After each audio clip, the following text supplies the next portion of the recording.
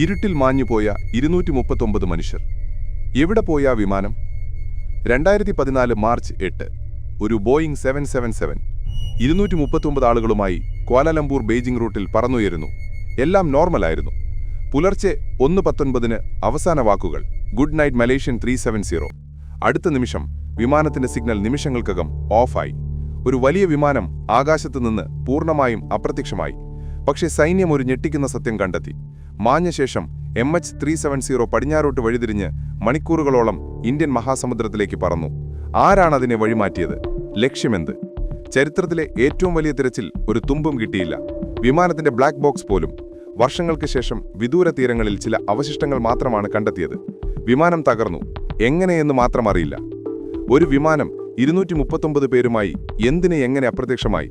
പൈലറ്റിന്റെ ഇടപെടലോ, തട്ടിക്കൊണ്ടുപോകലോ, അതോ ആരോ തകർത്തതോ? ഈ ദുരൂഹത്തിന് ഉത്തരം കിട്ടാൻ നിങ്ങൾ കരുതുന്ന കാരണമെന്താണ്? കമന്റ് ചെയ്യുക.